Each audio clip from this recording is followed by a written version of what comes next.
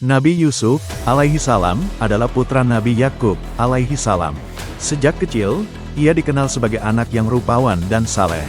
Allah menganugerahkan kepadanya mimpi yang penuh makna, 11 bintang, matahari, dan bulan bersujud kepadanya.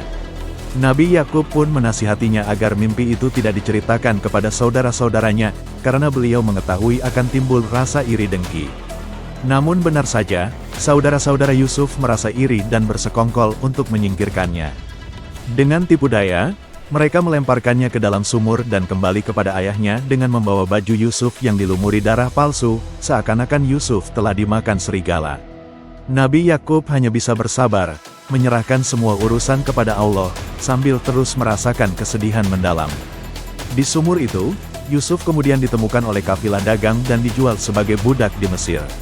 Ia dibeli oleh seorang pejabat tinggi bernama Al-Aziz.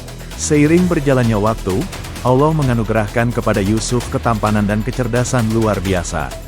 Inilah yang menjadi ujian besar baginya.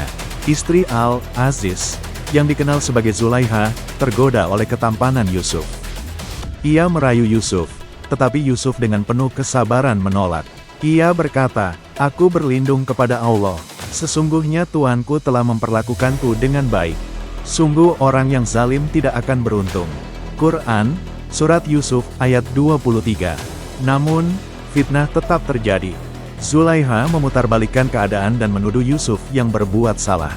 Akhirnya Yusuf pun dipenjara, meski ia tidak bersalah.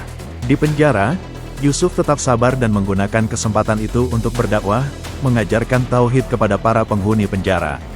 Allah kemudian menunjukkan pertolongannya. Raja Mesir bermimpi melihat 7 sapi gemuk dimakan oleh 7 sapi kurus, serta 7 bulir gandum hijau dan 7 bulir yang kering. Tak seorang pun mampu menafsirkannya, hingga Yusuf diminta menakwilkannya.